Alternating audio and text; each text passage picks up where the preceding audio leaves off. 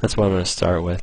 And so there are a couple of ways to connect. One, with most devices you have a serial option, except for like the 750. RB750 doesn't have a serial port, nor does I think one of the 411s, the really inexpensive guy. Default password is admin, no, rather default username is admin, no password. And so this is the command line interface, which is really great. You want to move around. Question mark will show you kind of a list of all your options. The light blue is going to be folders. The purple is going to be commands. So if you want to like look at the IP address, and then print. Instead of show like in Cisco, it's print.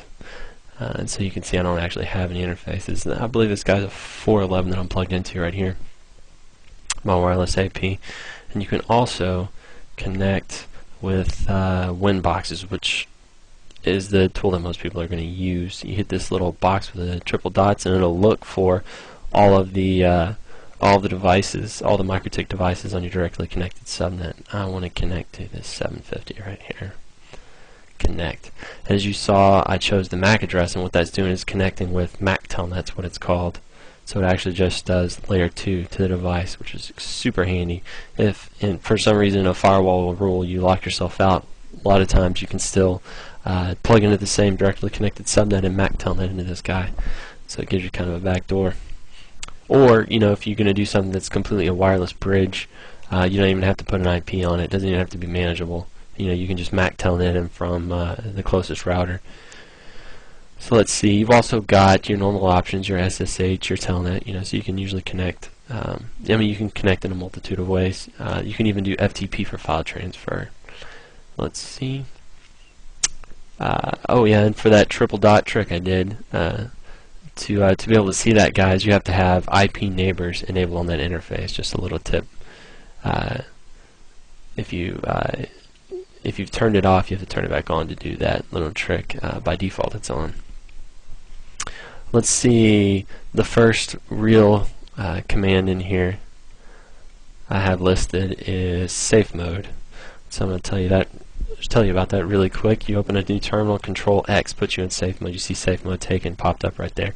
What that does is that allows you to make changes to the router, and if for some reason you make a routing change or something like that where you get disconnected and Winbox completely fails, it's going to revert all the changes you did up until the point where you went into safe mode. So it'll revert and you'll still be able to get back into the device, which is really great. It saved me several times, but it's also hosed me up pretty good a couple times too. That being, before I've had some VPN problems. So I went into safe mode, I tweaked, you know, made some changes here and there, blah blah blah, and then, you know, finally got it working. And so when I was done, I just went up here and clicked the X. So what that does is that's considered a disconnect. You have to remember to go back to your terminal, Control X to release safe mode. So just be mindful of that if you're going to use safe mode, which I'm sure most of you will. Alright, and then the next slide, just going to kind of follow around these guys really quick. In DHCP Client, this is going to allow you to sync the time, and I love this for logs. You know, if something happens, you want to be able to know when it happened, kind of pinpoint everything. So you want to enable unicast, and then I don't actually have any IPs off the top of my head, and you just say okay. You're also going to want to go to system clock right after that and put in your time zone to make your time as accurate as possible.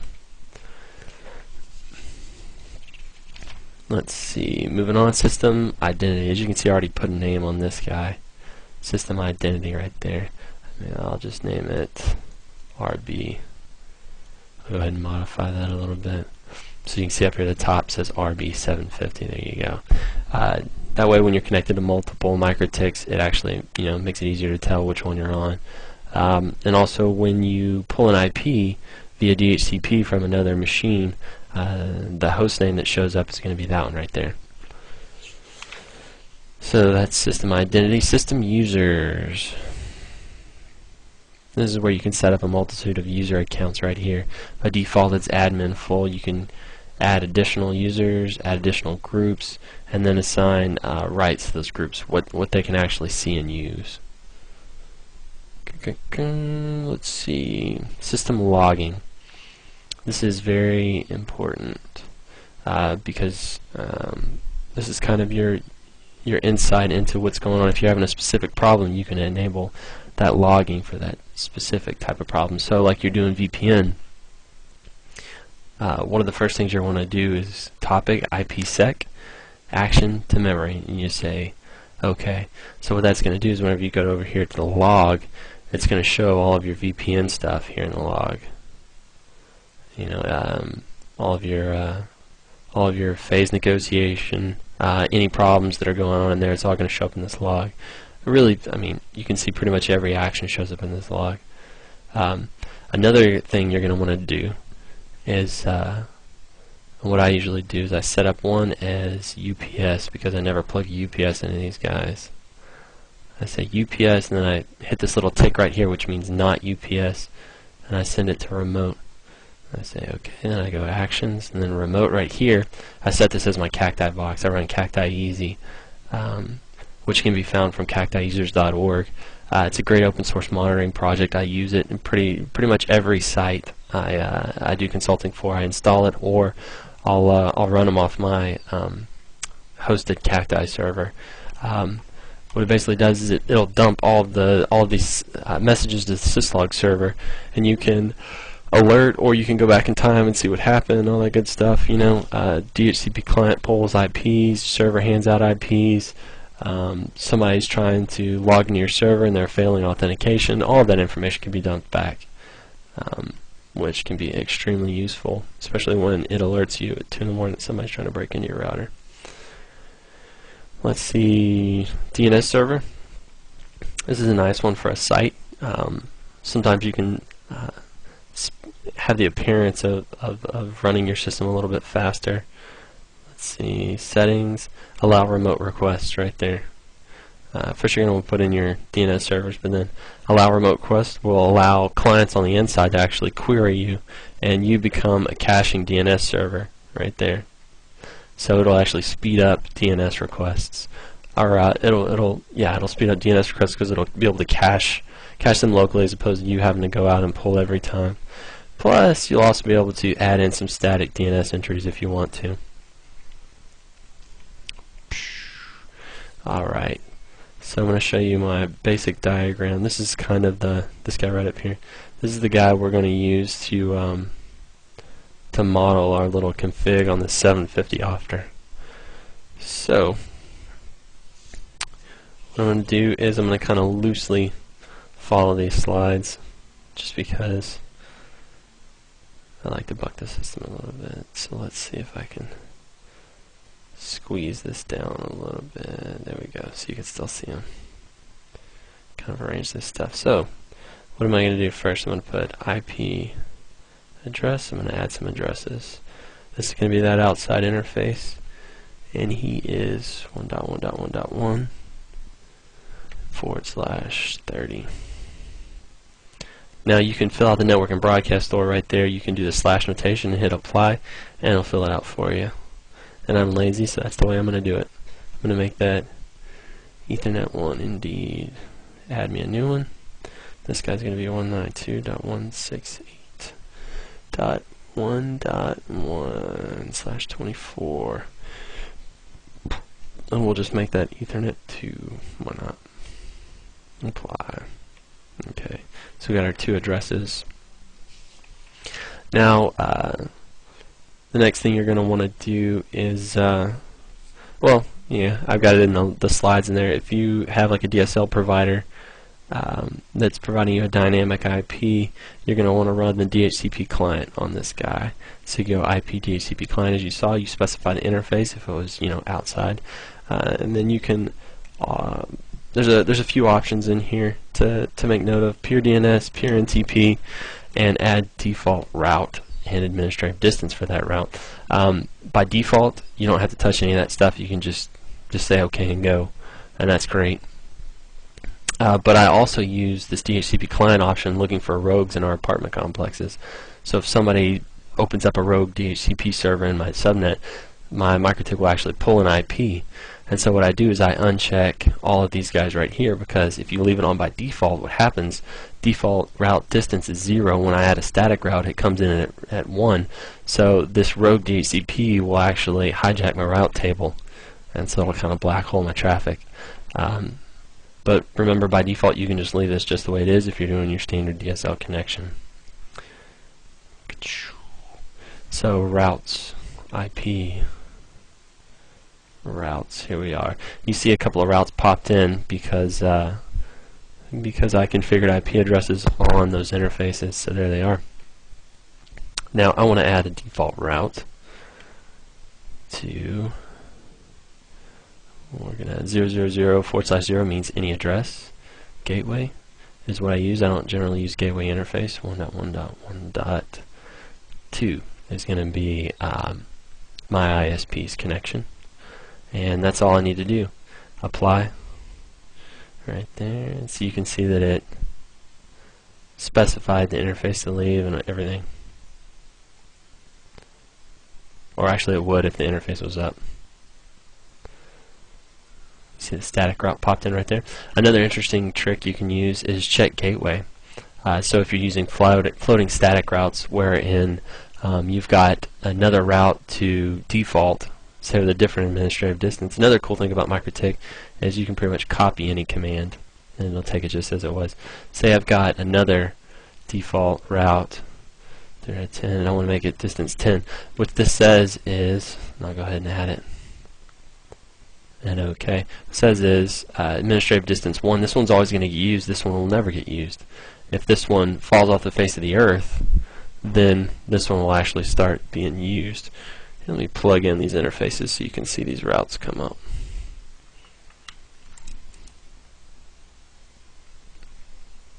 Boom. See that interface came up? And so did this route that it established there. So as you can see, it's not actually able to it's not actually going to be able to ping because I don't have a neighbor. So what I'm going to do is this check gateway option right here, ping. So I can tell this thing to ping this IP address. And if this IP address is unresponsive for X amount of time, it'll actually pull that route out of the route table. Boop. See? Just pulled it out. Which means that if this route actually existed, if there was another next hop there, it would go ahead and initiate this route in the route table. Another cool thing about Mikrotik is these options right up here. The plus adds, minus removes. This enables, this disables. So I can disable that. See? It's still in there. It's just non-functional. I can enable it. What I'm going to do is I'm going to go ahead and remove that guy. And right here, I love to add comments to stuff. So this is going to be default route. Right there. So not only is this going to help me in the future when I come back and look at all this stuff, but if I ever have a specific problem and I dump a SUP file out to Mikrotik, they'll be able to see what I'm trying to do, what I'm trying to accomplish, and they'll be able to better understand and fix the problem. So those are routes. Alright, now that we got routes, we've got private addressing on the inside. We've got some RFC 1918 right here, and if we want to go on the internet, you know, route on the public internet, that means we've got a NAT. We got to translate this address to public. So we're going to go IP firewall. This is where all our NATing lives. NAT tab right here. Add. So source NAT chain. Source NAT chain is going to be used inside going out. Source NAT. Now by default, if you leave these things null, that means any, which is fine. You can be more specific, so you could drop this down and say source 192.168.1.0. So anybody on my inside go in. Now if you leave it just like that, that'll say anybody on the inside going to specific address 0000, which nobody will ever do. You have to remember to add that subnet mask on there, 004/0. So anybody on the inside going outside, remember we could just leave those grayed out. It would work the same. Action. We don't want it to accept, we want it to masquerade, which basically means anything moving through. I'll go ahead and add that route. So now we'd actually be able to get out to the internet.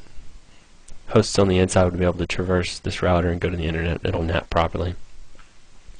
What masquerade means is if I'm coming in this interface, whichever exiting interface I go out, whether it's some interface over here, this interface, use the IP address of that outside interface that you're leaving. So if I leave enter this interface, it's gonna pat port address translate to 1.1.1.1. If this interface had IP 3.3.3.3 and I left it, it would appear as if my traffic was sourced from 3.3.3.3. So that's basically what the masquerade command does. And I mean, that's all you need right there for a functioning router. Routing on the internet, you know, all my hosts can go through. Some additional stuff you're going to want to add probably is a DHCP server on the inside to hand out IP to those inside hosts. So DHCP server. Now I can create pools and then add the DHCP clients and do all that junk, or I can hit this DHCP setup button right here. I want it to go through interface 2 because that's where my users live. Referencing the diagram above. Next, that is the subnet they live on. That is the default gateway. It's the IP of the router. Now, addresses to give out. I usually like to say 20 to the end of the subnet. That way I'll have some room for statics if I want. DNS servers, you know, I'll add my whatever they are. Or actually, if I'm running a caching DNS, 68.1.1, I'll choose the router itself, and then I'll give it a tertiary, or a secondary rather, of whatever my ISP provides me. And then least times fine, and then that's it. Now I'm running a DHCP server on the inside. It was that quick and easy. And now it'll be handing out IP addresses. Let's see. If you wanted to do port forwarding, that's another thing a lot of people are interested in. That's going to be back in our firewall NAT section. Let's see here. Going to add a rule. And again, order of operations is important on this. I don't know if I mentioned that, because I don't think I did. But things are processed top down in these lists. So it's going to hit rule 1, and then if it matches that, it'll stop. And it won't go down any further. If it hits this rule, doesn't match, it'll continue to the next rule. And it'll keep going down until it gets a match, or until, you know, it hits the end of the list, and it'll just stop. So I want to do some port forwarding. So we're gonna do yeah, that web server inside. We're gonna forward people destined to them from the outside in destination net. And who cares about source address? It can be from anybody on the outside. Destined to the IP of our router, because we've only got one IP from our ISP. And we're gonna say protocol TCP destination port. They're heading to port 80. We're going to say action net map. This is just going to map them over to an IP address, and our inside is 192.168.1.3. 2 ports. I want you to go to port 80.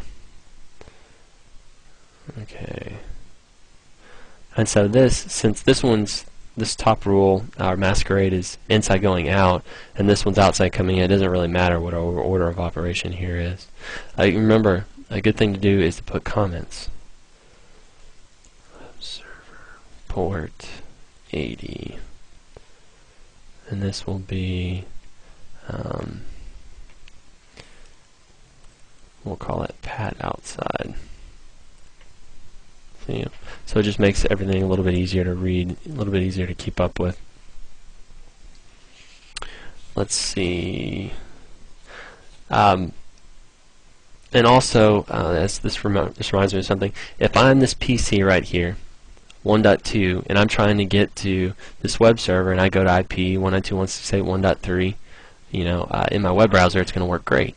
Now, say I have the DNS pointing to this public IP 1111, and I try and browse that URL. With this configuration now, it's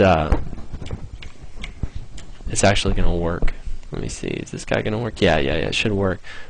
Because what we're doing is we're masquerading. Because if you get too specific with your masquerade, and you try and go to this guy's IP up here, what it'll do is, if we're not masquerading, mind you, it'll try and go to that public IP. So it'll hit this public IP and it'll NAT back in, right? and so it'll properly hit 192.168.1.3. Well, the source address is still this guy, 192.168.1.2. So my traffic will come here. It'll NAT to, or rather, the destination will NAT to 11113. Okay, I hit that. Oh, okay. Well, then it'll translate back that into my web server. That's fine. The packet was sourced from 192.168.1.2, so he'll respond to that. So then I'll bypass the router and go straight to here. And so I requested out my TCP session to 1111, and 192.168.1.3 answered. So my three-way handshake won't complete because it didn't come back from the right source. So you always have to remember to masquerade. If you're going to hit these public IPs from the inside like that, you've got to remember to masquerade your traffic properly. That way, whenever I leave, I look like I'm coming from the router. So if I masquerade, 192.168.1.0 to anybody, which is what we want, it'll come in here, and when it exits that interface, it'll look like it's coming from 1.1. So this guy will respond to 1.1, and then he'll translate back to his source address. When it's heading back to me, will be 1111 again, and so the TCP handshake will complete. And that's probably a little outside the scope of this, but threw it in there. Hopefully I thoroughly confused you. Let's see. And that's it for kind of your standard configuration on a router. There's a lot more stuff in there, but I'm going to quickly jump on over to this guy. I'm going to jump over here to the wireless router. Let me put an IP on him real quick. Add address. Yeah, so let's put 68.1.10 on him, /24. We should be able to specify interface as ether1. Let's print, so that's enabled. You can see it. So we should be able to connect to him with Winbox now. Let me do my little quick trick. 10 and connect. Yeah, there we are. It's a 411A, that's what this guy is. And so, just quickly, you've got the difference with this guy as opposed to 750 is obviously he's only got one Ethernet port and he's got a wireless card in him. And so the wireless tab exists by default and your wireless is disabled right there. So we come in here, you can name the wireless card. I usually like to leave these guys default just for simplicity, because I always, moving from router to router, I like to quickly say ether 1, ether 2. Wireless. Here's your modes. Your station mode is your default. I've got all the different modes listed there, but really the two I use most are AP Bridge and Station. And occasionally, if I want to do kind of like a wireless bridge, I'll do Station WDS as well. I'll do some WDS in there. But just for the sake of saying it, I'm only going to talk about AP Bridge and Station. AP Bridge, you put what kind of mode you want to be in. If you're doing like a backhaul, you're probably going to use like 5 GHz turbo, so you get a little bit more kick out of it.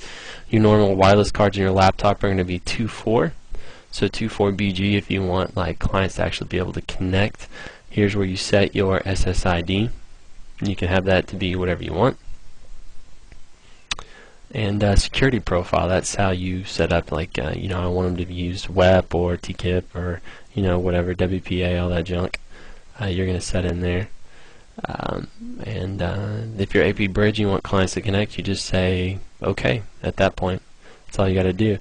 If you actually want to be a client and connect to another AP, you put yourself in station mode, and you set your SSID to that of the remote guy. Security profile is going to need to match something compliant with him. Another cool thing about station mode is you can do scan. That's what it is. Hit scan. Actually, let me enable it first. There we go. Enable, scan it, enable and disable it right there as well. Did I put him in 2.4? Now left move 5. Let me 24 BG. Apply that. Scan.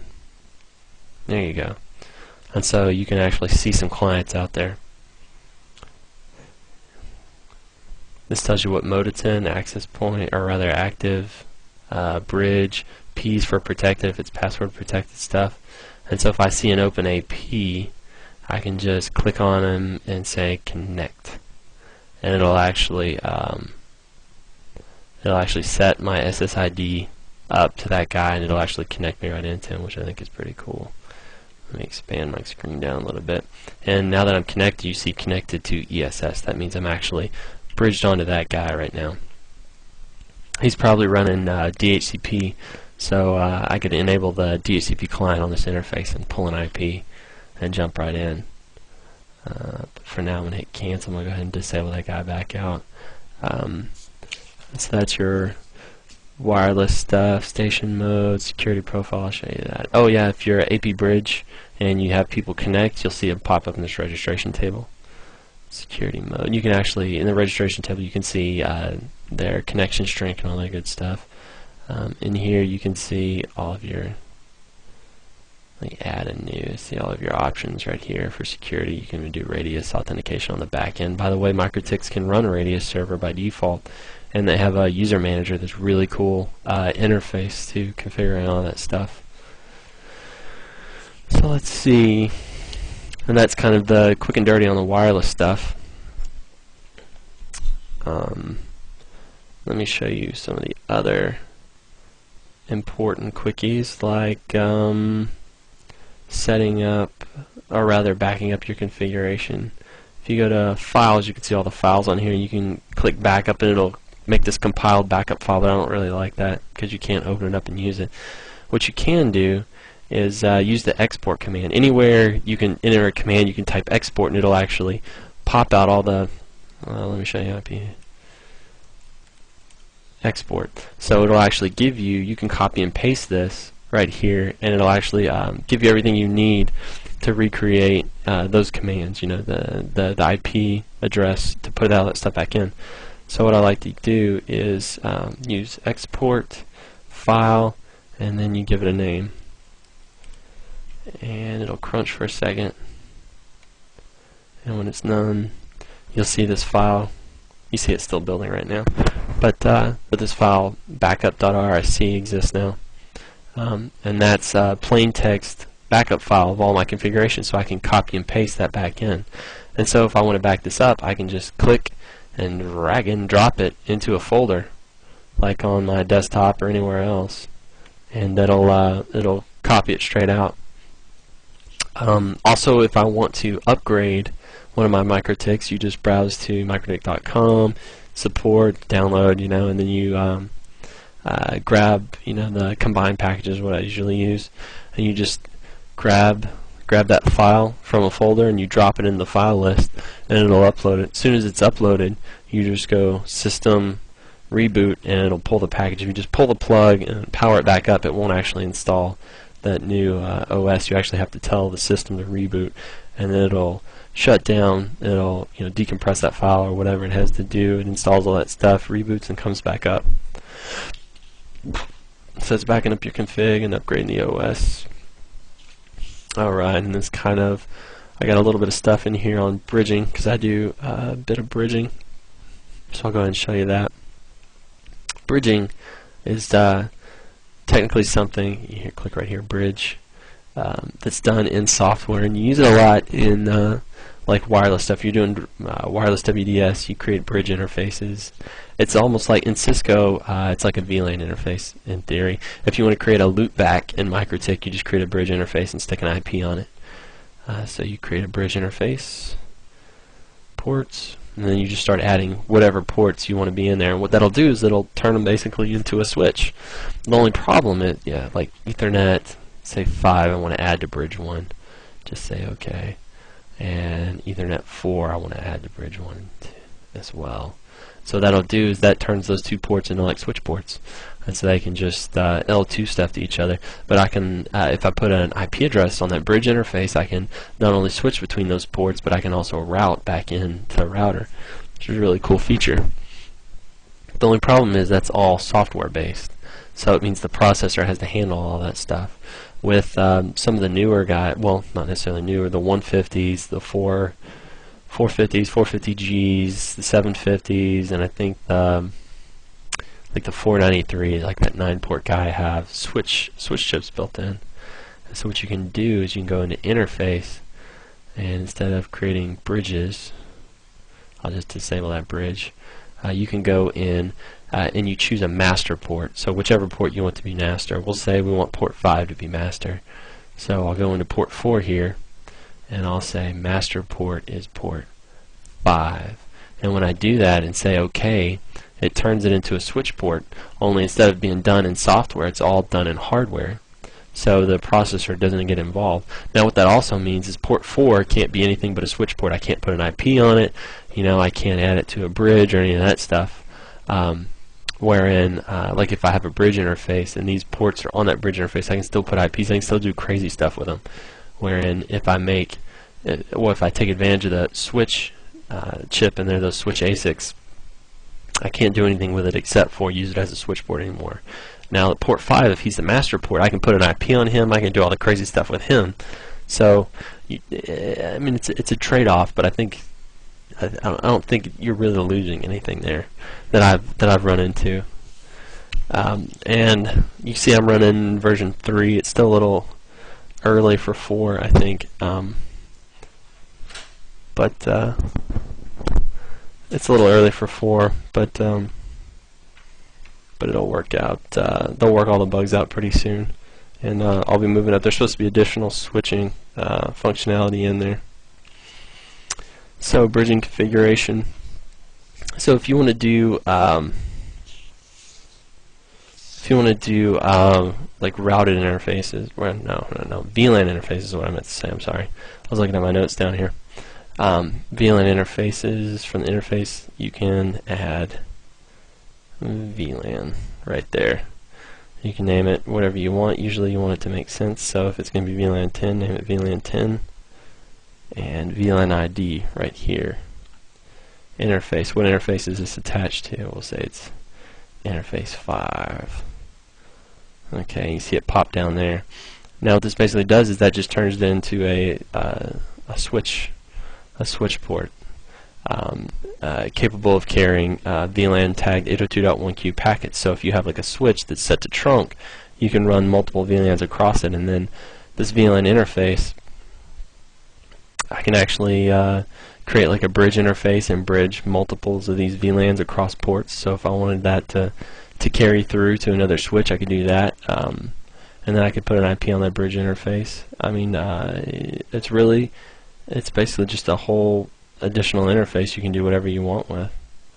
You know, pops up in here in the interface list, so you could actually assign an IP straight on that guy if you wanted to.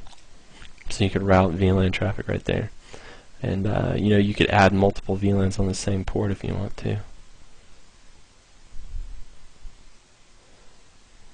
So if you wanted to add VLAN 100 as well.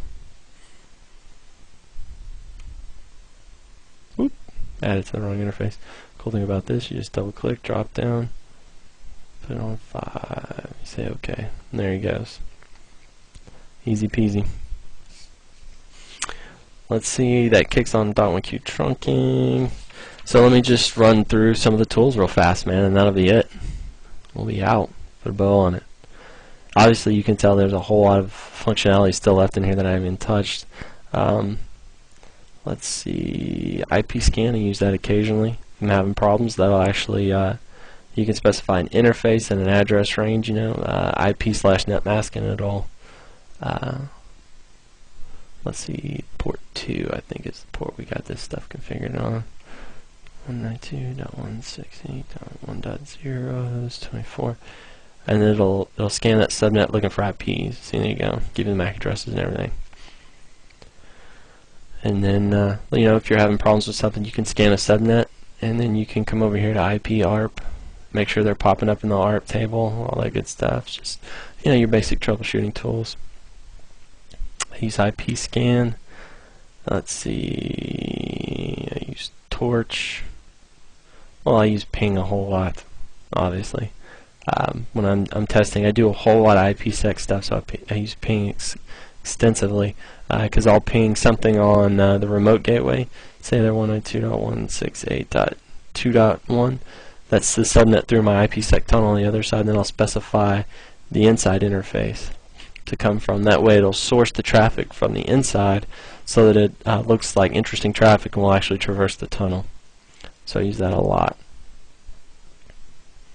Let's see, we got, oops, I accidentally hit radius there. Tools, torch, this is another good one that I use occasionally. And this is going to be like TCP dump in Linux is basically what this equivalent is. You're able to put in interface, source, destination. You can get protocols, ports, all that good stuff in there, and you can have it sniff just to see what's going on. So you know, if you're working on firewall rules or again some IPsec stuff, you'll be able to see, you know, is it actually entering my router, is it traversing my router, all that good stuff. So it kind of gives you some additional functionality there. Let's see, bandwidth test, I like that a lot too for testing stuff. Tools, because you have bandwidth test server, which by default is enabled, but it's enabled for authentication, so occasionally you'll get script kiddies out there will hit the port and you'll see a failed authentication of some weird garbled stuff, so you'll want to disable that, which that's going to be in my security one as well. But tools, bandwidth test, what this allows you to do is put in your destination Mikrotik, choose the protocol you want, direction, it'll actually do a bandwidth test. You know, if you just leave it unrestricted, it'll pull as much bandwidth as it can. So it's a good way to see how much throughput you can get through your stuff. They also have a Windows client that'll allow you to connect to these bandwidth test servers, but I've seen that to be somewhat unreliable just because of the Windows operating system. And you got your normal traceroute utilities in there. Let's see, you can telnet, so if you're on,